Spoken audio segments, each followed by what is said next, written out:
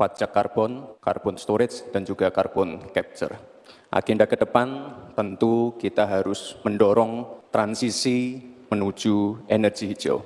Kita tidak boleh lagi ketergantungan pada energi fosil, kita dorong terus energi hijau yang berbasis bahan baku nabati, seperti yang saya katakan tadi, bioetanol, bioaftur, biodiesel. Sekarang sudah terbukti dengan adanya B35 dan B40, ini sudah mampu menurunkan nilai impor minyak kita, meningkatkan nilai tambah produksi sawit di dalam negeri, dan juga lebih ramah lingkungan. Tantangannya di sini adalah mencari titik keseimbangan atau titik tengah. Kita ingin menggenjot hilirisasi industri, tapi kita juga wajib menjaga kelestarian lingkungan. Kita ingin meningkatkan produktivitas petani dan juga sektor maritim, tapi kita juga wajib menjaga keseimbangan alam.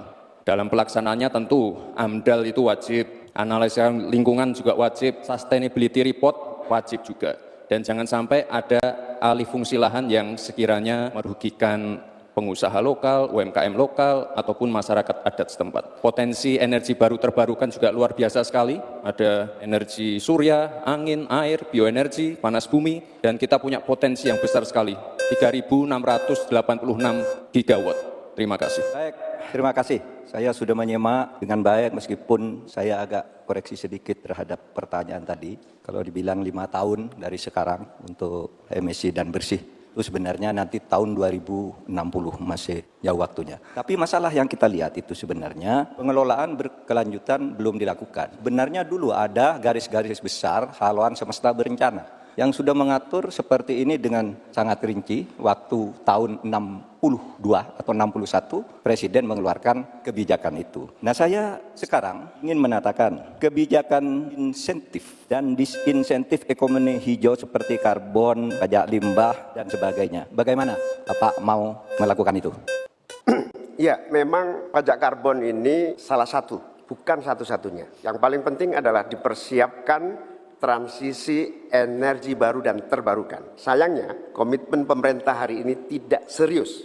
Target energi baru dan terbarukan yang mestinya kita harus punya target 2025 kurang dari 23 justru diturunkan menjadi 17%. Penundaan implementasi pajak karbon dilakukan oleh pemerintah hari ini. Dari tahun 2002 dimundur menjadi tahun 2025. Apanya yang mau dilanjutkan? Karena itu secara tegas harus dilakukan. Implementasi pajak karbon dilakukan secepat-cepatnya, sekaligus transisi energi baru terbarukan dijalankan. Terima kasih Prof. Mahfud dan Gus Muhaimin.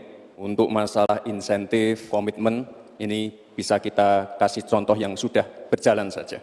Contohnya pembangkit listrik tenaga surya yang ada di Cirata. Itu kan kerjasama dengan PT Masdar dari Uni Emirat Arab. Ini kan juga ada insentifnya, Prof. Ada tax holiday, tax allowance, ada pembebasan biaya modal juga, sehingga akan mendorong perusahaan-perusahaan untuk berinvestasi di bidang transisi energi hijau. Transisi menuju energi hijau ini memang tidak murah, sangat costly, karena beberapa perusahaan memang belum bisa mencapai ekonomi soft skill. Tapi yang jelas adalah komitmen kita pasti akan meningkatkan bauran listrik PLN yang sekarang cuma 20%, ini harus ditingkatkan lagi ke depan. Terima kasih. Korupsi pertambangan dan perikanan ilegal serta pembalakan liar masih marak terjadi. Hal ini mengakibatkan kerusakan ekologis di darat dan di laut serta ketidakadilan sosial. Pertanyaannya, bagaimana strategi paslon menanggulangi praktik ilegal tersebut untuk mewujudkan keberlanjutan sumber daya alam? Terima kasih. Sebenarnya persoalan penyelesaian SDA dan energi selalu harus menyeluruh dari hulu ke hilir. Keterbukaan informasi agraria, termasuk kehutanan misalnya. Saya ini punya pengalaman di dalam sidang-sidang yang membicarakan tentang ini misalnya. Informasinya tertutup.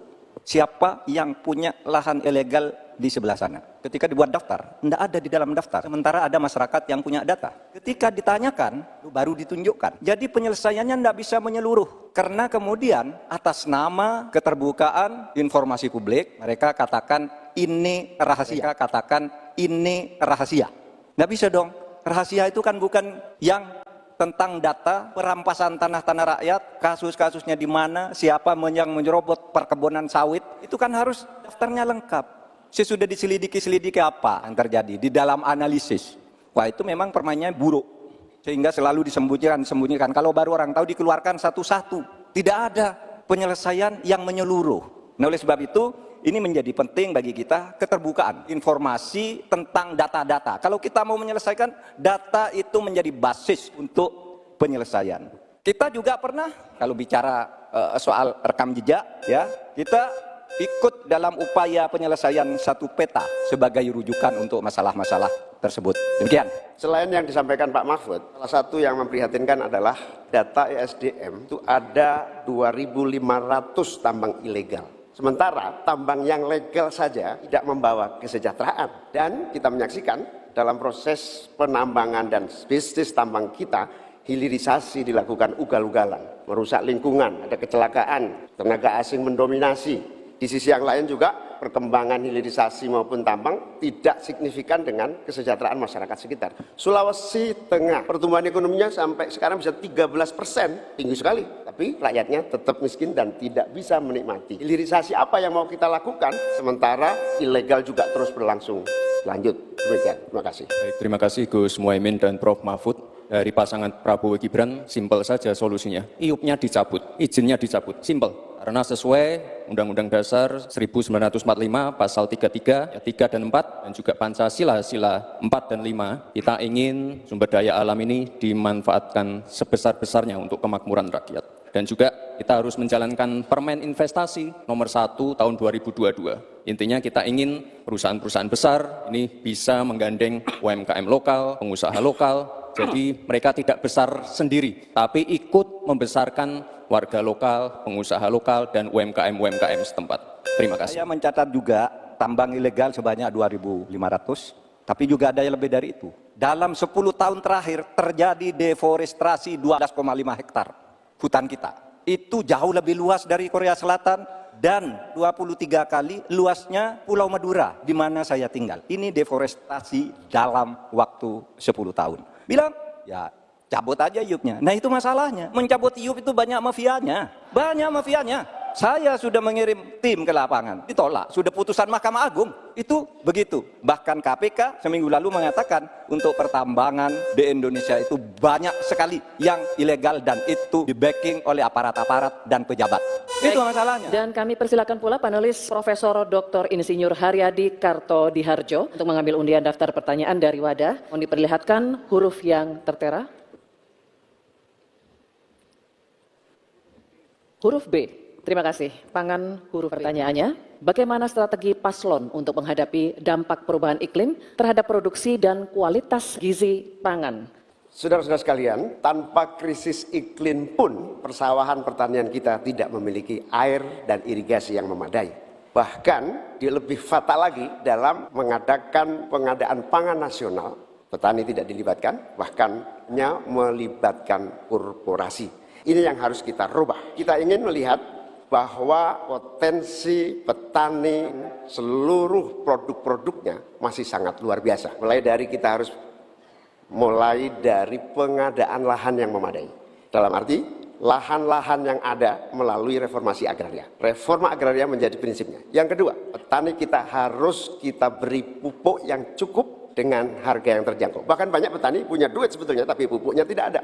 Bagaimana mungkin? Yang kedua, potensi pupuk organik juga menjadi salah satu bagian penting agar produksi pertanian kita semakin berkualitas. Di sisi yang lain, kita ingin program perlindungan gagal tanam gara-gara iklim juga kita berikan supaya petani kita aman, merasa aman dan yakin dengan produksinya. Pengembangan irigasi dan subsidi pupuk tidak bisa dielakkan. Tidak boleh kita melakukan pembiaran petani kita sehingga kita kekurangan pangan, petani kita tidak diberi kesempatan untuk mengisi kekurangan pangan itu. Kualitas pangan kita bergantung juga kemampuan kita memfasilitasi agar petani kita lebih produktif lagi. Dengan cara ini, desa-desa kita libatkan untuk menjadi bagian dari satu kesatuan pengadaan pangan yang berkualitas, sekaligus kita hentikan untuk ketergantungan dari pangan di luar produksi kita sendiri. Bapak Gibran Raka Buming Raka untuk menanggapi. Baik, terima kasih. Enak banget ya Gus ya, jawabnya sambil baca catatan tadi. Kuncinya di sini adalah ekstensifikasi dan intensifikasi lahan. Kemarin, tahun lalu kita sudah bangun pabrik pupuk di Fak-Fak. Kuncinya untuk meningkatkan produktivitas, ya kita harus genjot kawasan industri pupuk. Kita dekatkan pupuknya dengan lahan-lahan pertaniannya. Otomatis produktivitas akan meningkat. Dan jangan lupa mekanisasi, kita ingin meningkatkan produktivitas para petani, pakai RMU, pakai combine harvester, dan juga kita melibatkan generasi muda melalui smart farming, pakai IoT untuk melihat pH tanah, keasaman tanah, kesuburan tanah, dan juga penggunaan drone untuk penyemprotan pestisida. Terima kasih. Mahfud MD untuk menanggapi juga. Ya, masalahnya itu salah satu yang sering kita dengar, lahan berkurang, petani berkurang. Orang desa tidak mau lagi menjadi petani karena justru rugi. Terkadang kalau mau ingin mendapat pupuk bersubsidi dipersulit bukan main dan harus beri ke tengkulak. Nah di sini problemnya sebenarnya bagaimana penegakan aturan-aturan itu. Kami di Jawa Tengah itu pernah punya program di mana Pak Ganjar waktu jadi gubernur waktu itu membuat 29 badan usaha milik petani. Yang itu efektif untuk membantu petani saling menolong, menggarap tanahnya sehingga dia kerasan di desa. Saya tanyakan, kebijakan hukum apa yang akan dilakukan untuk mengatasi masalah ini? Terima kasih. Terima kasih Pak Gibran. Yang Anda sampaikan hanya mengulang apa yang saya sampaikan. Saya ingin memperdalam lagi bahwa petani kita ini potensinya besar sekali. Jumlah petani kita masih sangat besar. Potensi tanah kita subur masih banyak lagi. Di sisi yang lain, kita juga memiliki apa yang disebut kebutuhan pangan kita, juga pasar yang luar biasa. Nah, dalam konteks ini, antara suplai kita punya potensi, antara permintaan kita juga punya sangat kuat. Oleh karena itu, pemerintah tidak boleh diam. Turun tangan, jangan terlalu normatif mengatasi keadaan. Untuk Pak Mahfud, saya ingin menyampaikan bahwa seluruh perangkat undang-undang yang menyangkut perlindungan petani dan produksi kita sebetulnya lengkap. Tinggal implementasi saja dari seluruh proses hukum yang kita miliki. Kemauan politik, kesungguhan, tidak mengabaikan petani yang penting. Terima kasih Bapak Muhaimin.